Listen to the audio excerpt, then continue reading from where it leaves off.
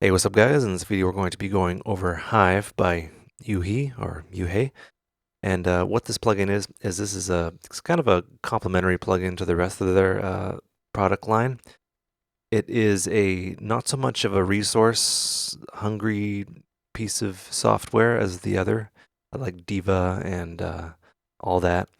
It was meant to be just quick workflow, very easy on the CPU, all in one page, and it was also the answer to a particular plugin that didn't go 64-bit fast enough. It looks kind of like it. I'll let you figure that out. Someone will probably say in the comments. So yeah, I'm just going to briefly go over how it's laid out and how to program it, and we'll make some cool sounds. So basically, you know how I always say you program a synth left to right? Right, this one is programmed top to bottom. Doesn't make it any like more difficult, but yeah, let's just explain it. So we have our oscillator section, oscillator 1, being fed into filter 1, and then that has its modulation section down here, right? We're just going to break it up into modules. Oscillator 2 up here, fed into filter 2, fed into the modulation section. Now these can be shared, and you can route things around underneath this MM1 and MM2. This is the modulation matrix. Don't get freaked out. It'll all be made clear as we go along. And we have like glide and portamento on like how fast the pitch. We'll get into that. And your polyphony up here, your ARP and sequencer, and your effects. These are all your effects here. This is the chain, distort, chorus, delay, phaser, EQ, reverb, and compressor. You can move these around to your heart's content if you want to change that, which is something that you couldn't do in the plugin that this plugin's an answer to. So yeah, I'm just gonna initialize again. So let's start out with the oscillator section. So what we have is we have a saw wave. I'll just leave it like that. We have our saw wave, and we can, adjust what kind of wave we want. Sine, triangle, pulse, square, half, which is like kind of a pulse. Well, yeah, it says right there. Narrow, which is even more of a narrow pulse. And white noise, which is random, which is good for percussion. And pink noise, which is an equally weighted noise. And yeah, that's used as well for, I don't know, maybe low end or to sound really cool when you want to get a phaser going on with that. Anyway, getting off topic here. So let's start with a sawtooth. Right below that, we have our unison mode, or it should really be called voicing. So right now it's one voice stacked, and we can stack it up to 16 voices. So let's just go with the tried and tested. We'll go 2. Right, sounds a little weird. We need to go over to the detune, and this will detune them left and right. Right, that doesn't sound too great until we add more saw waves to it, which we can do. Typically, a super saw is like 7, or a hyper saw 7. Right, so that's 7 saws being played in the same note, slightly detuned from one another. Okay, so from there, we can adjust the octave, up or down, the semitones, so we can do like fifths and all that sort of thing. And we can also gain an extra octave if we want, so like 12 semitones equals 1 octave. So if we want to go up to 3 octaves, we'll have 12 then too, right? Just, I don't know if you want to do that. So here's where the left and right kind of stereo image is adjusted. We can actually, you know how it sounds wide? We can actually adjust the width with this width knob here. We can collapse it down into mono, which, if you want to kind of control the overall sound, you can. But I like to leave the width up. And we can also pan.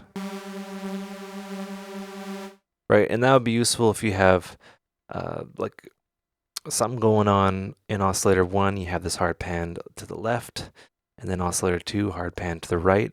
You can basically make and have independent filter, which can really make a wide sound. And we can do all sorts of fun stuff. Panning is actually pretty useful, and you can't do that with monophonic synths. We have phase down here, and phase is, so we have seven saws going on at once. And right now the phase is set to random, so all the saws don't start playing at the same time. They play, each saw has like a random phase that it chooses, and it's usually not at the same time. You can have reset, so everything is reset. All the saws start playing at the same time. It kind of sounds like this.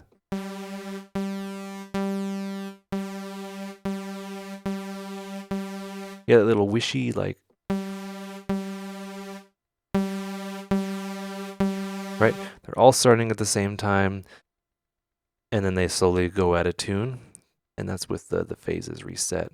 And yeah, to reset the phase, that might be useful for like basses and stuff like that. I'll get into that a little bit later if I can remember. Right now, I'll keep it at random. We can have the vibrato, which will cause even more chaos. What that does is that's basically a pitch LFO that's built in.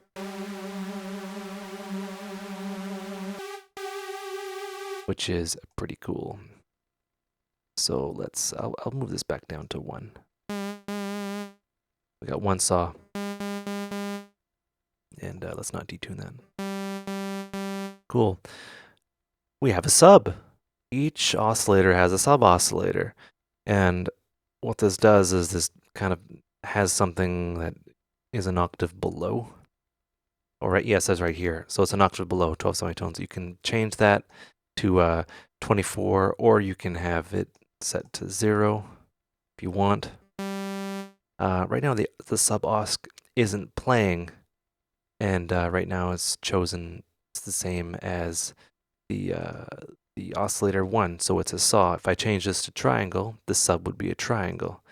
So this is useful in certain circumstances, and I'll explain how. But we have to get the sub osc working. We can't hear it. Let's also solo this. We can solo the sub. It's not playing because it's not being fed into anything. So let's feed it into filter 1. Right now, that's the sub oscillator. All right? Sub oscillators are pretty neat, and you don't even have to use them as subs all the time. So let's go 7 times unison. And right now we have our 7 saws plus the sub osc, which is the same as this. It's a triangle, or it's a saw wave, and it's an extra one. So basically we got 8, and the sub osc is right in the middle. It's not detuned at all.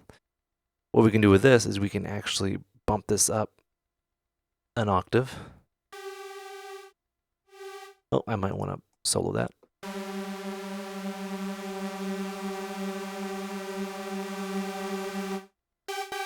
Right, so we have this.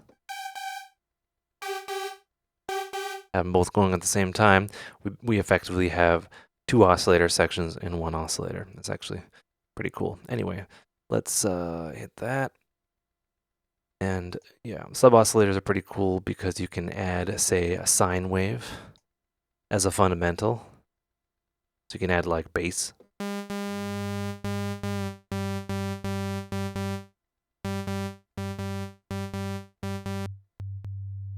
Right, there's that. Okay, let's move on.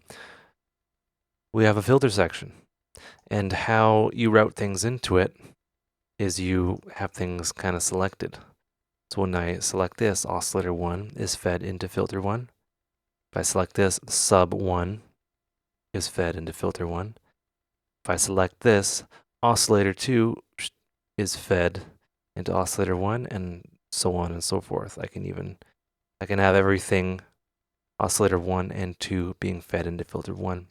Or I can have, oscillator 1 fed into filter 1 and filter 2, and do some parallel filtering, which is pretty neat and might have a really cool effect. So yeah, that's how you select it. And here's the, the cutoff and resonance.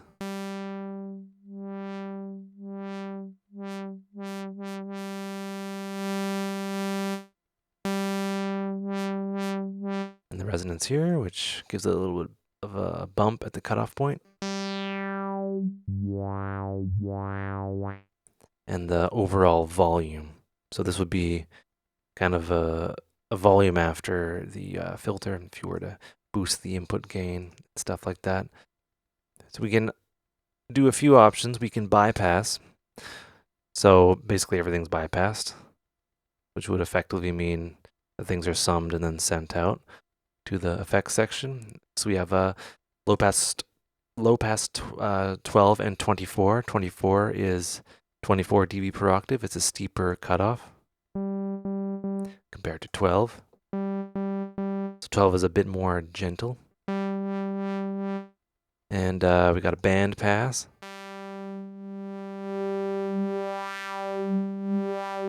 which is a low pass and a high pass put together.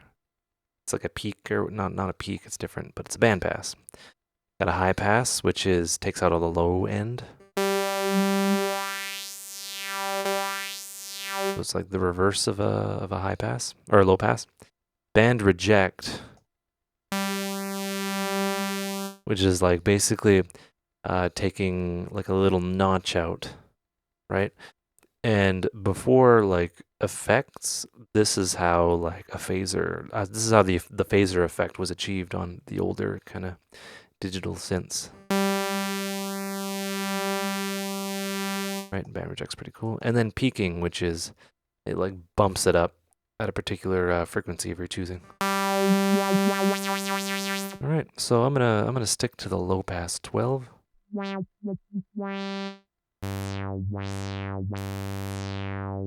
So we have modulations now. And the modulations, these are hardwired into our ADSRs and our LFOs. So we have our LFO1 here. This is hardwired into. We can select either our LFO1, which is LFO1 is right here, LFO2 is over here, and what we can do is let's just increase that a bit. So now it's going to be affecting. And right now it's modulating the cutoff, right?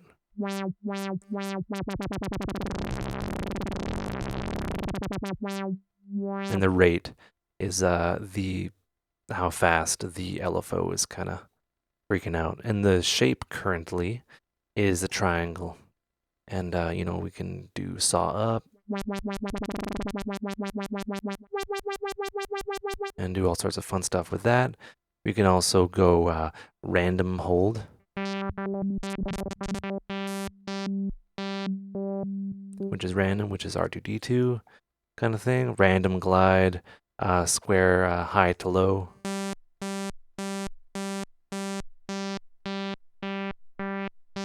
Right, LFOs are pretty useful for movement and stuff like that, and this controls the depth as well. Pay attention to up here. You will notice that there's readouts and stuff like that. Really important. So we'll go on to mod envelope. Now this is basically, I don't know, an envelope that is hardwired into the cutoff. These are both connected to the cutoff. So we can just kind of do that. Get the depth going on.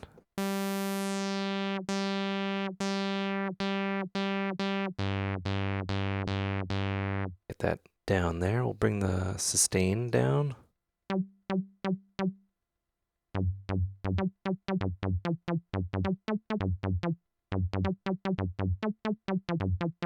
Right, and that's basically having the filter opened and then just kind of closing it by itself. It's just, basically modulation. And it's hardwired in.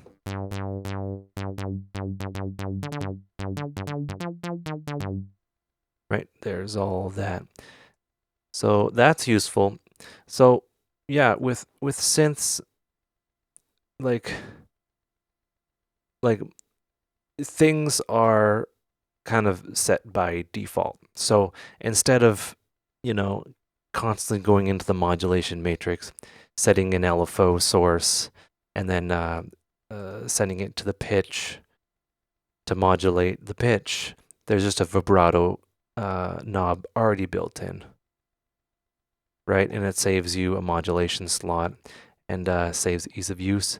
You know, you don't have to map the cutoff to your modulation matrix every time, you know, you start up a synth. It's there automatically. Same with the LFO. Like it's hardwired. You can't change them. Same thing down here is there's an amplifier envelope down here, which is just does the amp, and you can do all sorts of cool stuff. Just boost the cutoff here.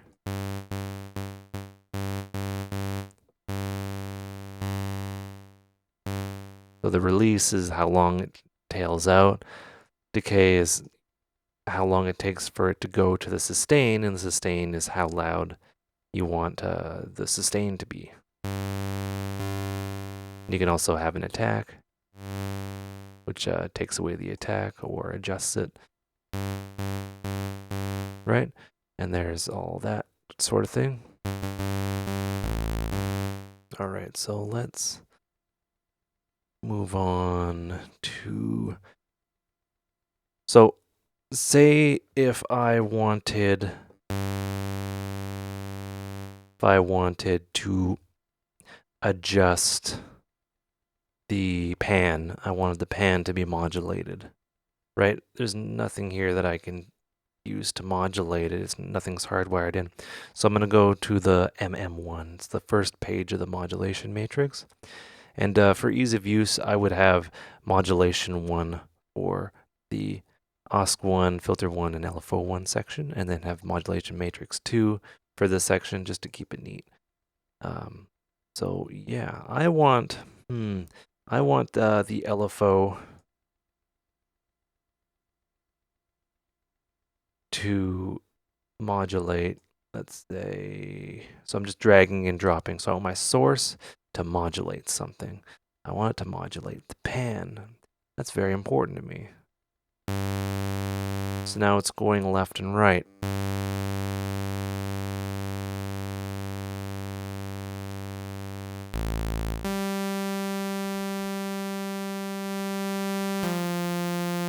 Right, that sounds pretty cool. And yeah, that's how you modulate things. You basically take a source. You can actually change the source. Let's go, hey, I wanted to share the same source as the dedicated vibrato LFO. So I don't have to do any guesswork if I want to have the vibrato match with the pan.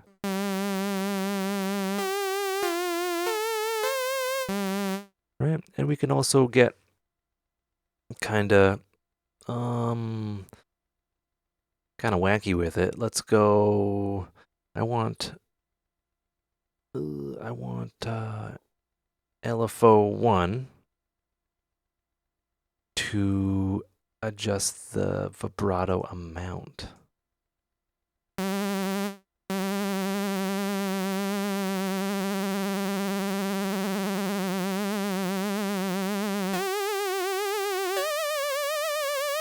Right, you can do all sorts of weird stuff. Let's go. I want alpha 1 to adjust the detune. So I'll set it to that. Have this slightly like that, and let's give that a listen.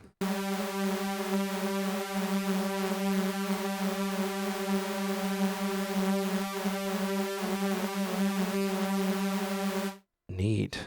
So yeah, that's pretty cool. I can also adjust the width a little bit there.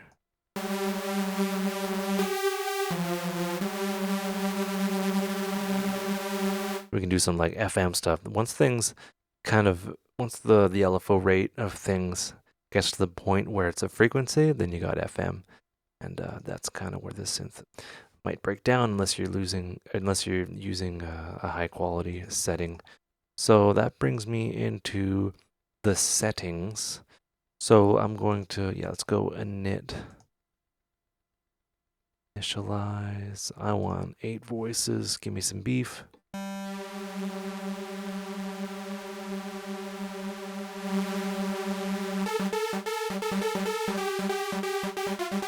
Right?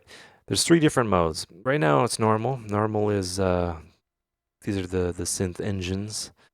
Normal is kind of it's I don't want to say normal, but what it is it each mode uses a different oscillator detune, a different attack on the envelopes, and the filters sound a bit more clean, right? So this is a way to kind of achieve economy of the mileage of your synth if you're using like a poor computer or if you're going for a sound. So this is normal. Check out dirty. Normal. I enjoy dirty because the detune is it basically aliases, I think. And the filter, I'm reading the manual right now. Basically, it has an oversampled self-oscillating diode ring filter. It's nonlinear and unpredictable, and it sounds really good with these super saws. It sounds like it's coming from a, like a crappy synth that I love.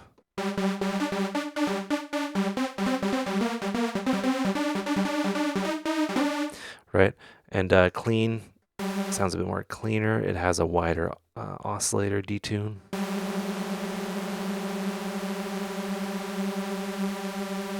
The envelopes are more linear, not curved, and yeah, there's no oversampling. The filters are a state variable. They're smart. Anyway, so yeah, those are the modes. Let's stick to dirty for a little while.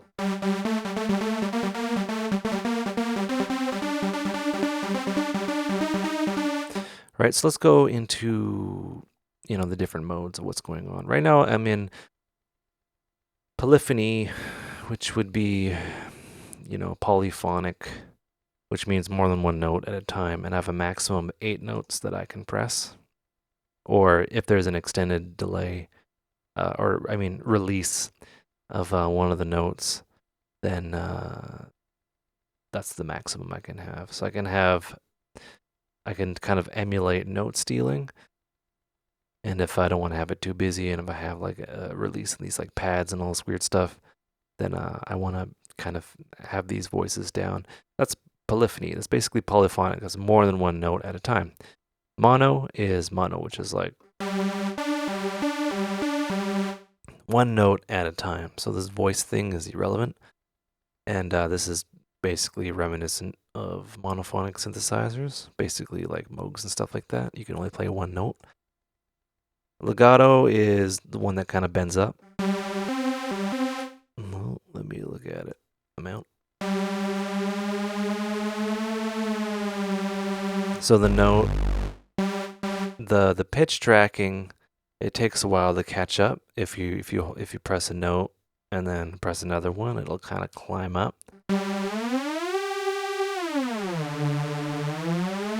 which is pretty neat. And duo is duophonic, I think. Duo, yeah, I'm not quite sure. Maybe not quite sure. Or maybe, yeah, I don't know. Anyway, basically you're going to be using either polyphonic or monophonic, or just set the voices to, yeah, anyway. Blah. So yeah, let's go to 8. All right, so yeah, we're working with one oscillator. We can work with 2 now. So let's do that. So I'm going to make sure I route oscillator 2 into filter 2, because that's kind of like the hub where everything goes into. I'm going to solo. Right now I'm listening to oscillator 2. And I want to have this an octave up, maybe a triangle.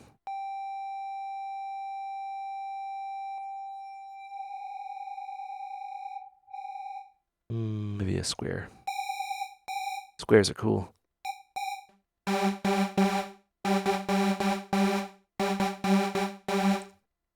I want the amplifier to be.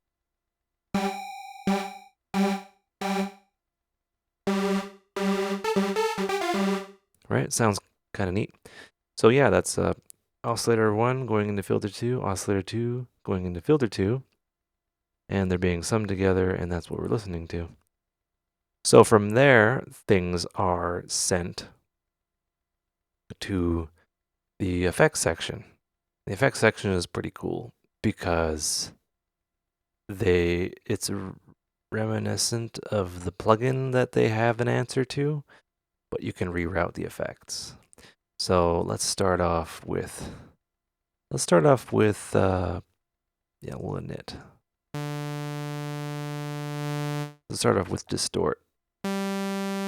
And distortion, it sounds really, really cool on a bandpass.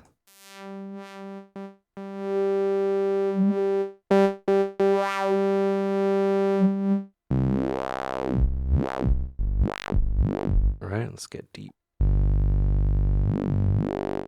right. So we have a bunch of options here. Soft clip, hard clip. So soft clip is, so picture like a sine wave going up to the clip line of no return. Nothing gets past this. Soft clip is the top of the sine wave is rounded, right? So it's a soft clip. So what that does is that creates, like smooth harmonics. So I'll just give you a listen.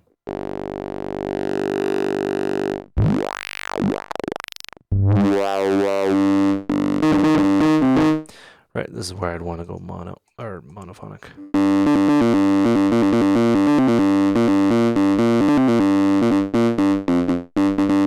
Right? We also have hard clip, which is when that sine wave gets up to that line where you clip, then it actually is like it chops it off. So you can actually turn a sine wave into a square wave if you're crazy enough. It's a little bit more harsh, a lot more harmonics.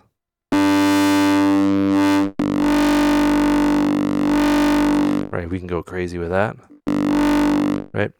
We also have fold back, which is when that sine wave gets to that line of don't pass this, it'll actually mirror it and it'll fold back in. Right? It's like the energy is still there, but it's like inverted. So fold back also sounds pretty cool.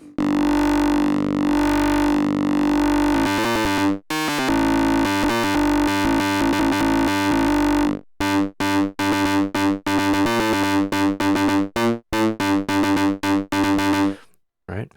And corrode, I'm not quite sure. Oh yeah, this is sample rate reduction and bit crushing. We can chop down the sample rate, which it's a digital kind of distortion.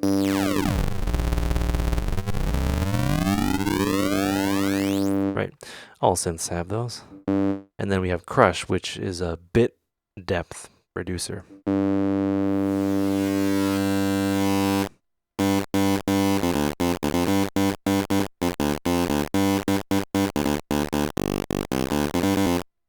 All right, that sounds neat. Right now we can get to like really, really crazy. So yeah, that's corrode. So yeah, let's go.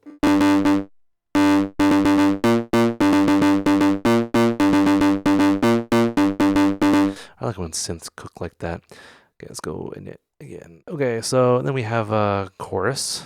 Oh wait, I forgot. Tone is basically you're EQing a little bit before the soft clipping, making the distortion brighter or darker.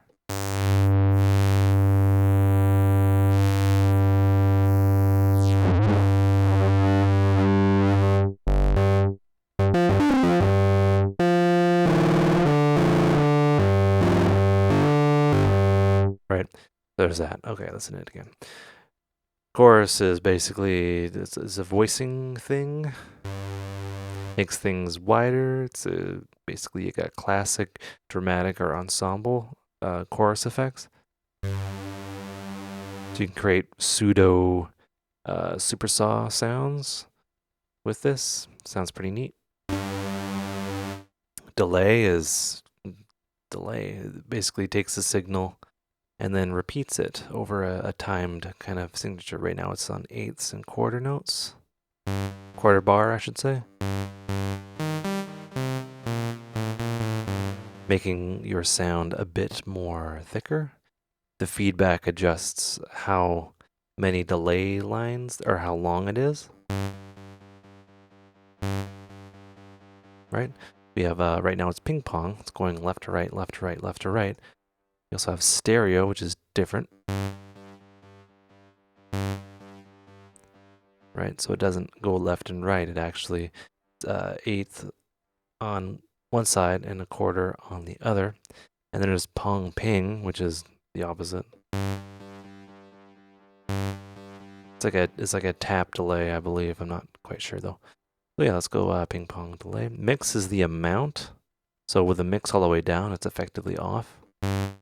With it all the way up, it is just the wet signal.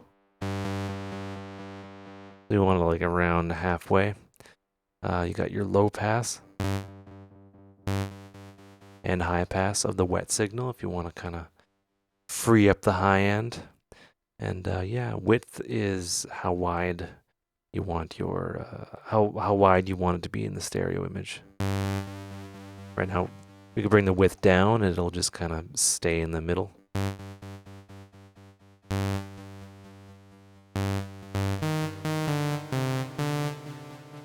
Okay, yeah, let's make this a super saw just for funsies.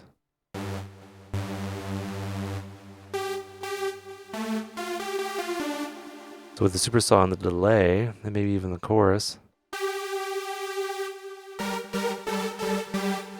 sounds pretty neat. Let's go dirty. Hear that difference? And then clean. Sounds like there's an EQ on it, but yeah, it's just different synth modes.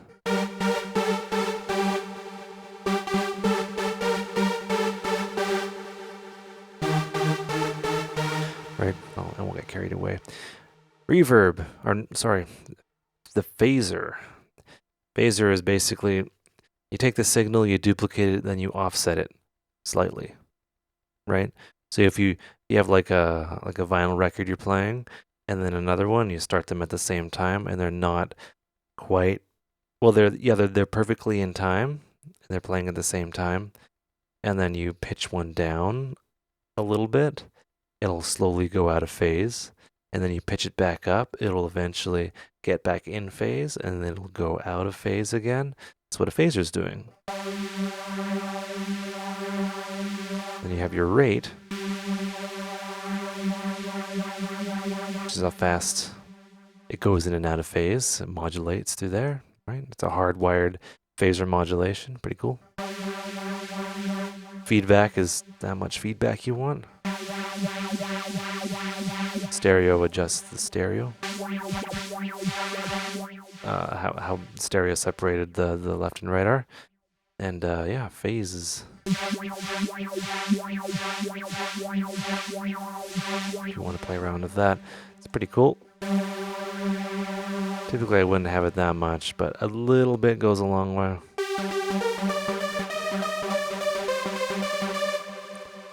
Alright, EQ, simple thing.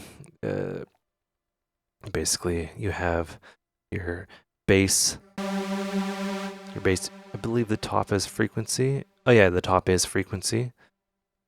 So like where you want your bass frequency to sit, and then either your boost or your cut. And it's yeah, just a simple 3-band sort of thing. So let's make it brighter just by boosting the highs a little bit.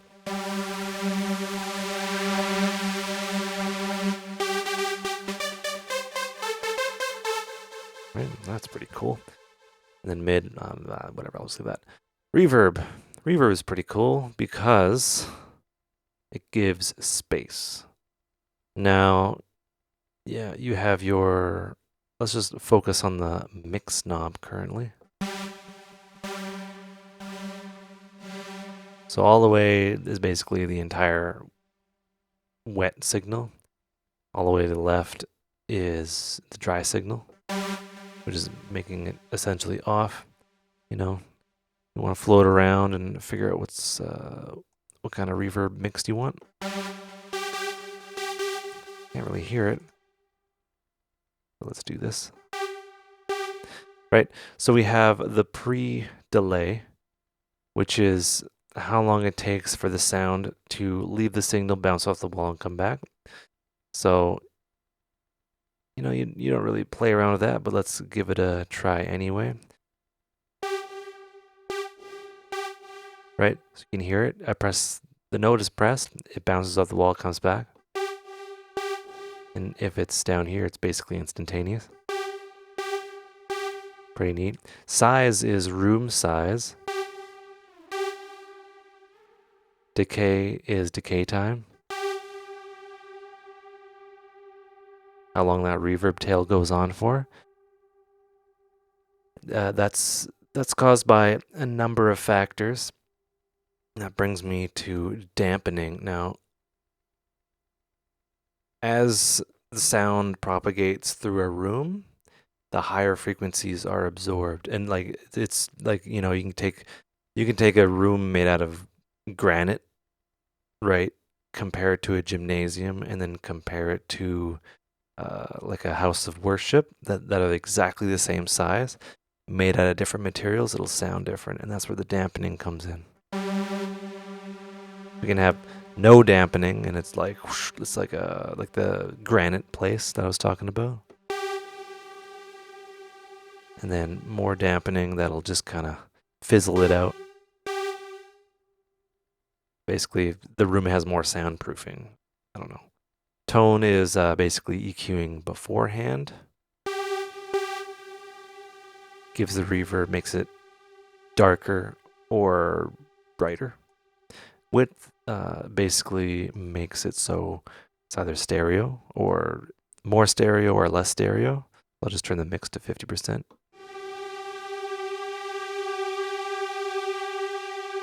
Right, so this sounds like the reverb was sent to send and return, and the reverb unit was like, you know, it was mono. So there's that.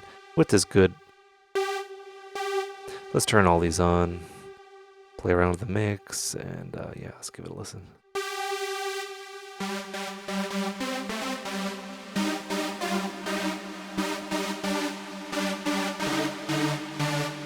All right, then we have our compressor, which will level the material. How much compression you want as we increase the amount. That's the audio being fed into the compressor, and once it gets over a certain part, gain reduction occurs. And this is your output ceiling. I turn that down to kind of protect your ears. So what you can do to make something sound fatter is increase the amount. So basically this is kind of like a limiter almost. What that does is that makes the reverb tail a bit more present. It makes everything sound like holy crap.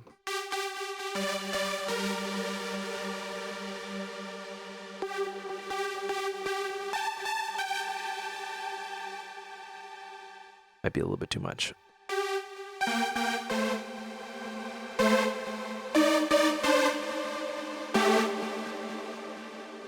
Cool. Okay. So yeah, from there you can do all sorts of fun stuff. Just want to play around with the cutoff a little bit.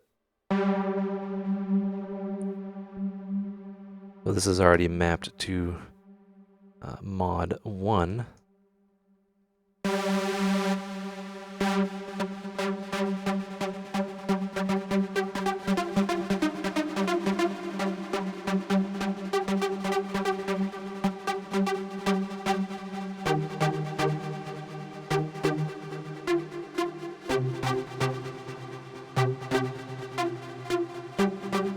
Right, we could do all sorts of fun stuff like that. Let's go over the arpeggiator and sequencer. Basically, you know, this isn't quite my forte, but you can do some neat things with this. So let's turn it on, the on-off. It's basically an arpeggiator.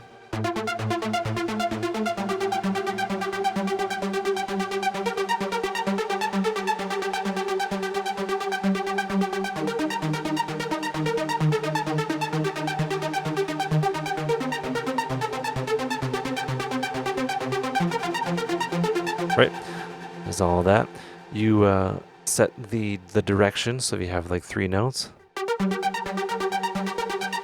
it'll play in a certain direction, up or down, or as played, up and down, random. You can have it go, if you can have it so it stays within an octave. So now it's basically 16th.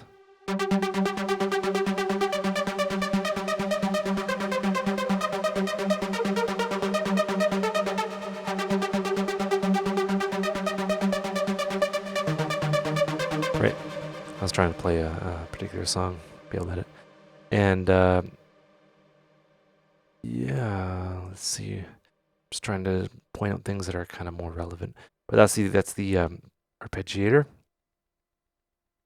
So we can, yeah, I might do the sequencer another day. Right now, yeah, this is basically, you can play it to modulate things in the modulation matrix, I assume. But you can also just play it, and yeah, it'll just kind of continue along this line.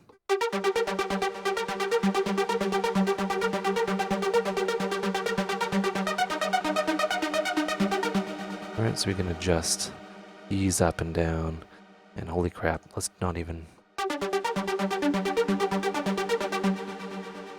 maybe 7.